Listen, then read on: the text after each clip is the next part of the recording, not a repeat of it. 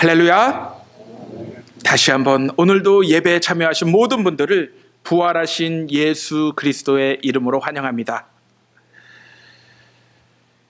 2020년 3월 세계보건기구 WHO가 코로나 팬데믹을 선언한 이후 어느덧 2년의 시간이 흘렀습니다.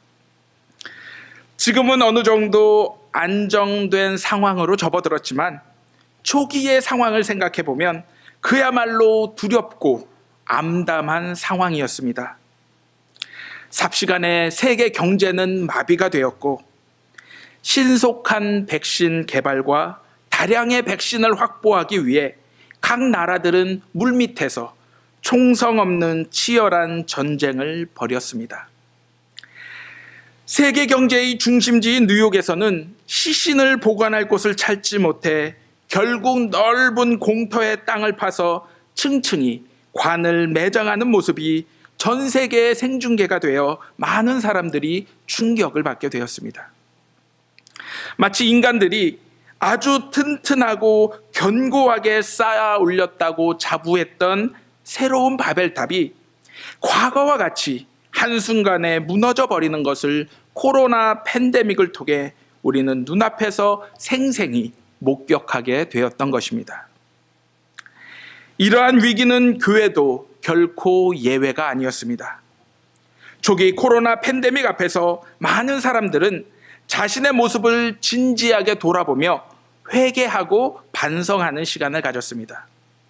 하지만 팬데믹의 긴 터널을 지나면서 이러한 회개와 반성의 모습은 서서히 사라지고 온라인으로 드리는 예배의 편리성에 교인들이 서서히 익숙해지게 되었습니다. 이제는 현장에서 드리는 예배보다 주일날 가족들이나 혹은 지인들과 함께 시간을 보내며 잠시 인터넷에 접속하여 예배를 드리고 온라인으로 헌금을 보내는 것이 신앙인으로서의 모든 의무를 다한 것처럼 여겨지는 세상이 된 것입니다.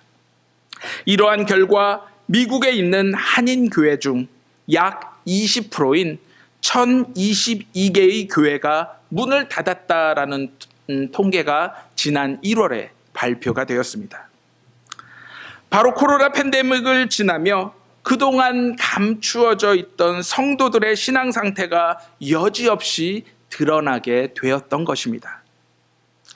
성도들을 올바른 말씀과 신앙으로 양육했던 교회들은 큰 타격에서 피해갔지만 그 중심에 복음이 없이 갖가지 프로그램을 중심으로 성장했던 교회들은 한순간 사라져버리고 말았던 것입니다. 마치 모래 위에 지은 집과 반석 위에 지은 집의 차이와 같았던 것입니다. 이러한 상황 속에서 우리 필라 제일연합감리교회는 과연 어떠한 방향으로 나아가야 하는지 진지하게 질문을 해보게 되었습니다. 그리고 제가 얻은 결론은 이러할수록 우리는 더욱더 본질에 집중을 해야 한다라는 것입니다. 그렇다면 우리 믿음의 사람들에게 있어서 가장 중요한 본질은 무엇이겠습니까? 저는 오늘 우리에게 주신 말씀 속에서 그 본질이 무엇인지 여러분들과 함께 고민하며 살펴보고자 합니다. 오늘 말씀은 예수님께서 부활하신 후 막달라 마리아에게 나타나신 장면입니다. 이 장면은 마태복음 28장, 마가복음 16장, 그리고 누가복음 24장에 기록되어 있지만 구체적인 상황은 조금씩 다르게 등장하고 있습니다. 오늘 본문 말씀은 세 복음서와 전체적으로 일치하고 있지만 크게 다른 점 한 가지는 막달라 마리아가 예수님의 부활 사건을 주도적으로 목격하고 증거하고 있는 주인공이 되고 있다는 사실입니다. 안식 후 첫날 막달라 마리아는 예수님이 묻힌 곳을 방문하였습니다. 그런데 그곳에 가보니 예수님의 무덤이 비어 있었습니다. 마리아는 이 사실을 베드로와 예수님이 사랑하시던 그 다른 제자에게 달려가서 이야기하였습니다. 그 소식을 들은 제자들은 예수님의 무덤을 즉시 찾아왔습니다. 그리고 무덤이 비어 있음을 자신들의 눈으로 확인하게 되었습니다. 하지만 요한복음 20장 9절 말씀에 기록된 것과 같이 제자들은 성경에 그가 죽은 자 가운데서 다시 살아나야 하리라 하신 말씀을 아직 이해하지 못하는 상황이었습니다. 물론 이들은 이미 예수님으로부터 십자가의 속죄적 죽음에 대하여 그리고 3일 만에 부활할 것이란 말씀에 대하여 여러 번 들었습니다. 하지만 이러한 사실을 아직 깨닫지 못했던 두 제자들은 마리아의 소식을 듣고 무덤을 찾아왔지만 무덤이 비었다라는 사실만을 확인하고 다시 돌아가게 되었습니다. 두 제자가 돌아간 뒤 막달라 마리아는 여전히 무덤 밖에 서서 슬피 울고 있었습니다. 그러던 가운데 무덤 안을 들여다보니 이전에는 없었던 흰옷 입은 두 천사가 예수님의 시신이 누이었던 머리편과 발편에 각각 앉아 있는 것을 보게 됩니다.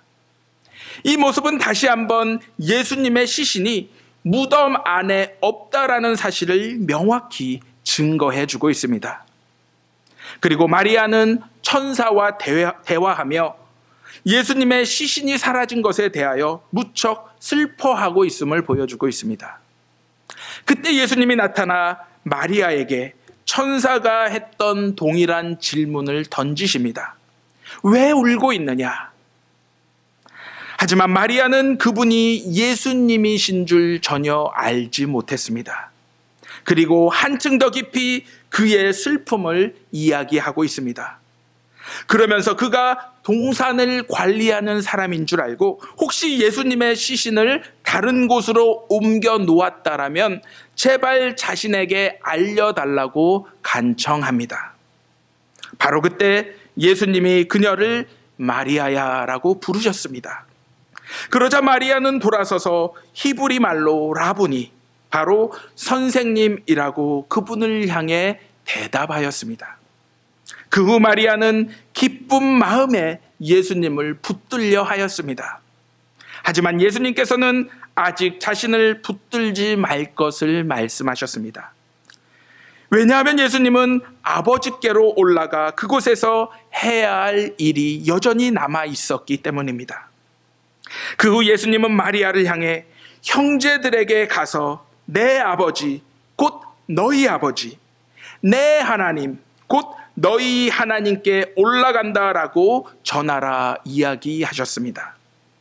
이 말씀은 이제는 하나님이 부활하신 예수 그리스도를 믿는 모든 사람들의 아버지가 되심을 말씀하고 있습니다. 바로 예수 그리스도를 통해 우리 모두는 하나님의 자녀가 될 수 있다라는 사실을 보여주고 있는 것입니다. 이제 마리아는 깊은 슬픔에서 벗어나 기쁜 마음으로 제자들에게 가서 내가 주님을 직접 보았다. 그리고 주님께서 이 말씀을 너희에게 전하라고 하셨다라며 부활하신 예수님의 소식을 전하였습니다. 그렇다면 이 소식을 들은 제자들은 어떻게 반응을 하였겠습니까? 요한복음에는 제자들의 반응이 자세히 나와 있지는 않습니다. 하지만 마가복음을 보면 그들의 모습을 이렇게 기록하고 있습니다. 그들은 예수께서 살아나셨다는 것과 마리아에게 보이셨다라는 것을 듣고도 믿지 아니하였다. 한마디로 제자들은 마리아의 고백과 증언을 마치 그녀가 깊은 슬픔으로 인해 예수님이 아닌 다른 사람과 대화한 것을 착각해 이야기한 것으로 여겼던 것입니다. 그렇다면 여러분들은 이 마리아의 소식을 어떻게 받아들이시겠습니까? 저는 오늘 말씀 속에서 우리가 예수님의 부활을 어떻게 이해하고 받아들여야 하는지 마리아의 모습을 통해 살펴보길 원합니다. 마리아의 한없는 슬픔이 극도의 기쁨으로 바뀐 순간은 바로 예수님이 마리아의 이름을 부른 순간이었습니다. 이 모습은 마치 선한 목자이신 예수님께서 자신의 양을 부르시는 모습과 유사합니다. 동시에 이러한 모습은 부활하신 예수님을 믿고 간절히 찾는 자에게 자신을 친히 만나도록 찾아오신다라는 의미도 우리에게 전해주고 있습니다.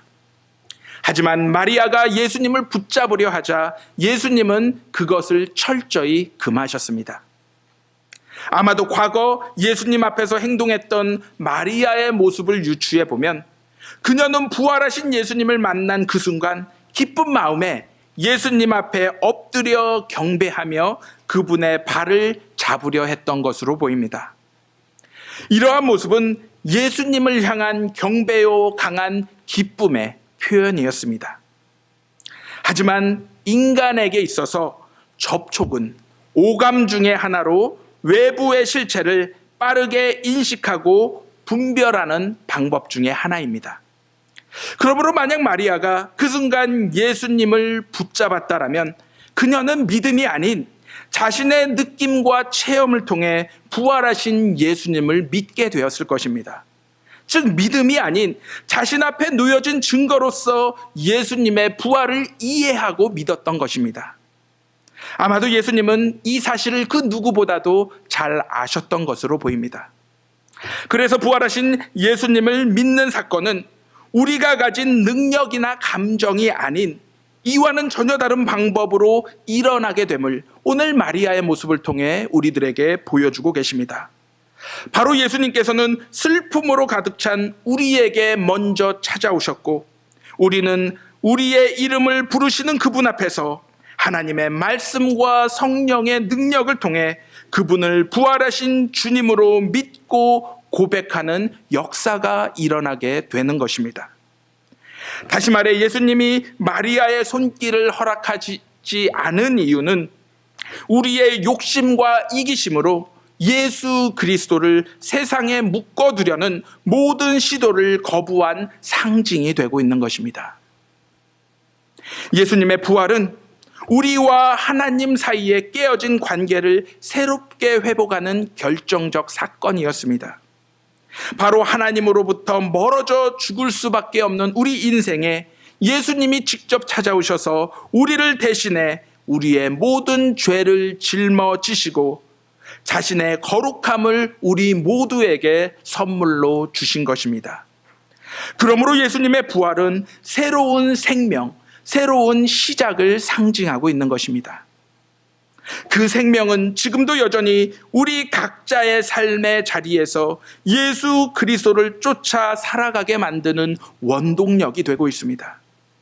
바로 예수님의 부활을 통해 우리가 반드시 육체적으로 죽어야만 새로운 삶을 살 수 있는 것이 아닌 지금 이 순간 부활하신 예수 그리스도의 능력으로 말미암아 내가 머물고 거하는 모든 곳에서 새 생명으로 새롭게 사는 것을 말씀하고 계시는 것입니다. 그것이 가능함을 보여주고 계시는 것입니다. 그러므로 우리 안에 부활하신 예수 그리스도를 믿고 신뢰하는 부활 생명이 온전히 자리 잡고 있다라면 우리는 어떠한 고난과 시련 앞에서도 좌절하지 않고 능히 이 모든 것을 극복할 수 있음을 믿으시기 바랍니다.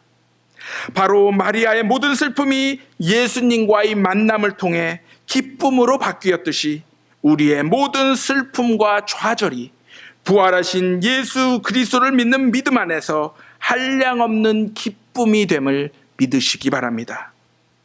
우리 신앙의 본질은 부활 생명으로서 이것은 이 시대에 맞는 인간적인 방법으로 찾아오는 것이 아닌 오직 우리를 부르시고 찾으시는 예수님을 만났을 때에만 허락되는 것임을 기억하시며 우리 모두 부활하신 예수님 안에서 지금부터 영원히 부활 생명을 누리시는 저와 여러분들이 되시기를 부활하신 예수 그리스도의 이름으로 간절히 기도합니다.